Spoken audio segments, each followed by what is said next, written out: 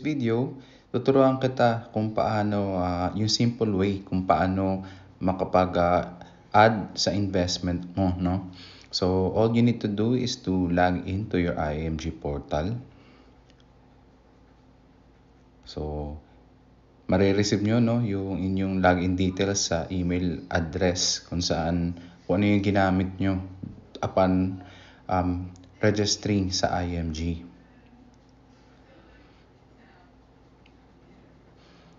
Then, punta lang kayo sa dashboard nyo and then hanapin nyo itong soldibogroup.com. So, all you need to do is to pindutin lang po yan, yung image na yan. Then, click OK. Then, mapupunta kayo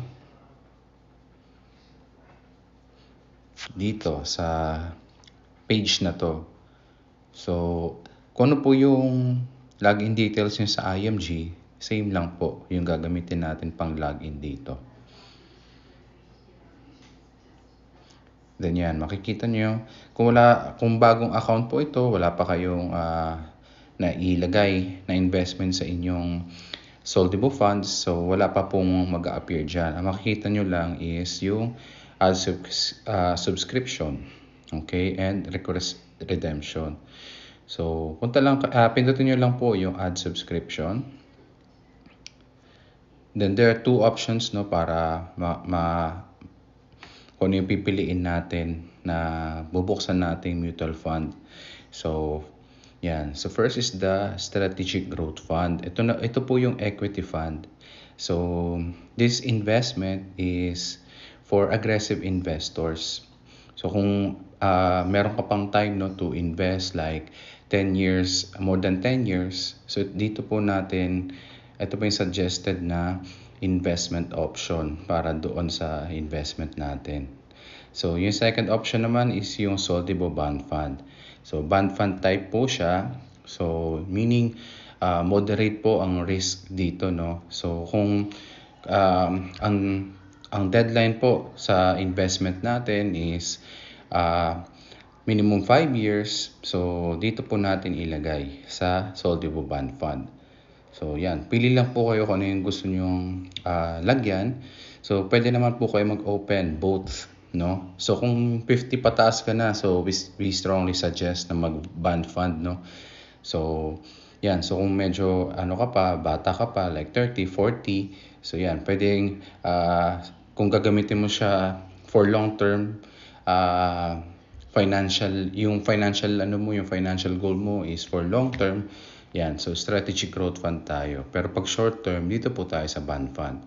Okay, so you can open for as low 1,000 pesos in each fund. Okay, so choose kayo kung ano yung gusto nyo openan, tapos lagay lang tayo ng amount kung magkano. Okay, and then click submit. Yan. Magre-redirect kayo dito sa next page na to. Okay, so lagay nyo lang yung billing address or details. Tapos pupunta kayo sa baba.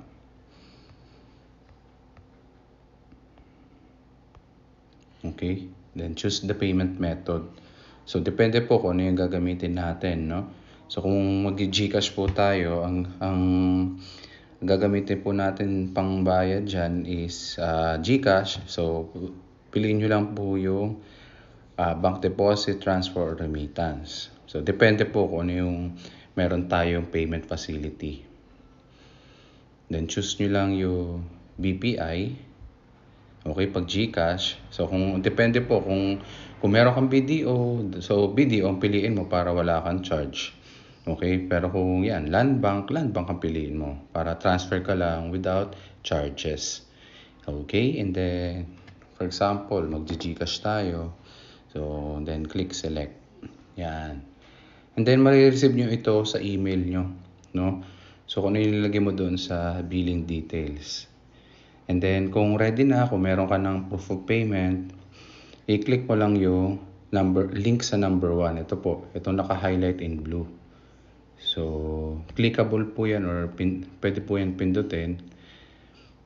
And then, Yan. For example, ilalagay lang natin dito kung kailan natin dineposit or transfer yung payment. And then, yan, yung time kung anong oras. Wag na palitan yung amount paid. Tapos, pindutin nyo lang itong select file. Tapos, hanapin nyo kung saan nakalagay yung picture ng resibo nyo.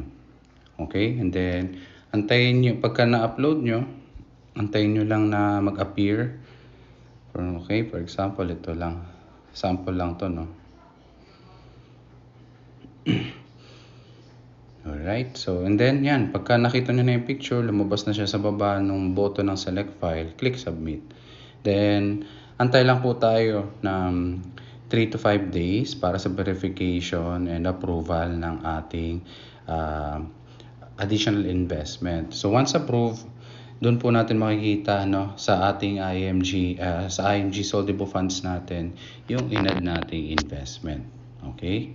So it will take some time kasi syempre pinaprocess po yan para ma-convert yung 1,000 pesos na dinagdag mo, ma-convert siya into mutual fund shares. Okay?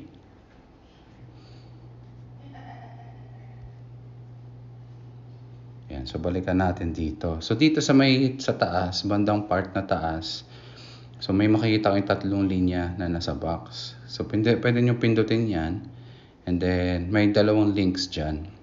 So, pwede nyo yung i-visit yung 2 links para na din po may additional learnings tayo. No? So, pwede natin i-visitahin yung mga prospectus ng kada mutual fund available na pwede natin pag-investan. Okay? So, self-learning kumbaga. And then, yan, yung risk assessment is so, pwede nyo, kung di nyo pa alam kung anong type of investor kayo, pwede nyo simulan yung quiz na to. Okay? May mga set of questions dito na kailangan nyo lang sagutan para mag-guide kayo nung nitong site kung ano yung magiging result, kung aggressive ka ba, moderate investor ka ba. Okay? Yan. So, yun lang, ganun lang kadali. So, all we need to do is to invest regularly so that marami po tayong mutual fund shares na mabili. So, by that, pag lumaki po yung NAV per share, lalaki din po yung ating investment. And wag po magmadali sa ating profit. So, since we are investing, nag-invest po tayo because we want to achieve a financial goal. Hindi po profit base ang investing. Alright, so and then dito naman po sa savings calculator natin, isa po itong guide para po para malaman nyo kung magkano ba yung dapat nyo i-invest in a particular investment na sinimulan nyo. Yan, for example, in this I want to start with, yan, may mga options dito. How much do I need to start with? How much should I save regularly? Okay, what interest rate do I need? How long will it take to reach my goal? Yan. So, piliin natin tong second option. How much should I save regularly? Yan. So, dito ilalagay nyo kung magkano yung savings goal nyo, yung target amount. So, in this example, 1 million. Okay? And dito sa second input, magkano ba yung pera na yung initial na ilalagay ko, no? Magkano yung initial amount na kaya kong ilagay? Sabihin natin 1,000.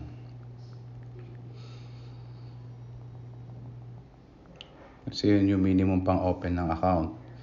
And then, how often will I save? So, yan, nakadepende po sa inyo yan. So, pwedeng every week, pwedeng every 2 weeks. So, pero yung pinaka-typical is every month.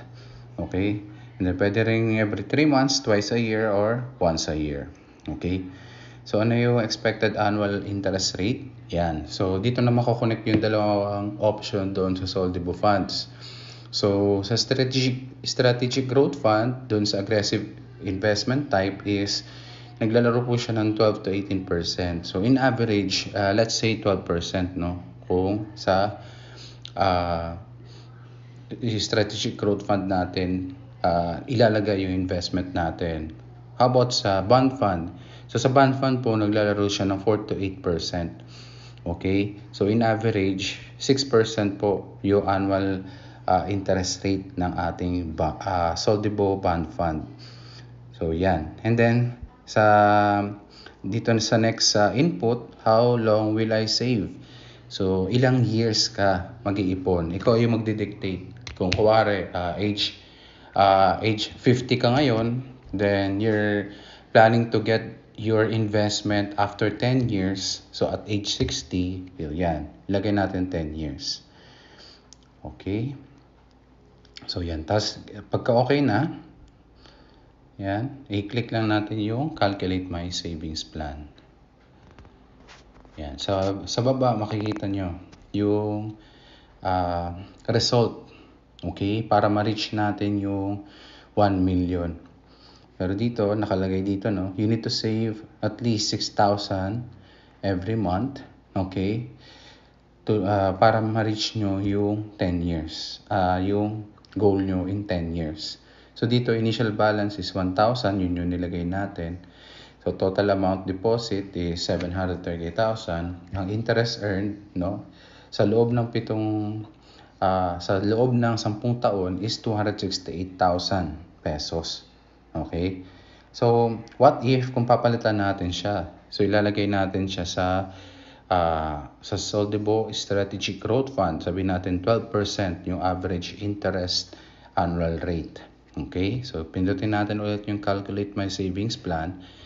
Then yan. So, as you can see, the higher the interest rate, mas mababa yung total deposits na kailangan mo in order for you to reach 1 million in 10 years. So dito, ang total deposits lang is 590,930,000. Ang interest earned at 12% after 10 years is 479,770. Okay?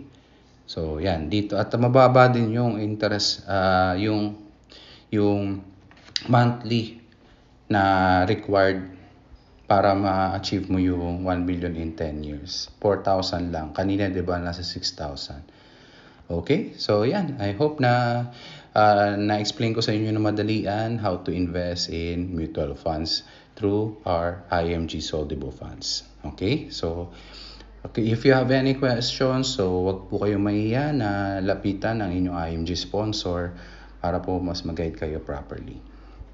God bless.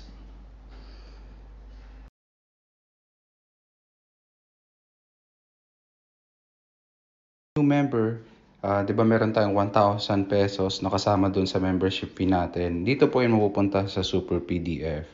So kung gusto nyo po i-convert yung 1,000 pesos to mutual funds, ipindutin nyo lang po yung View SOA.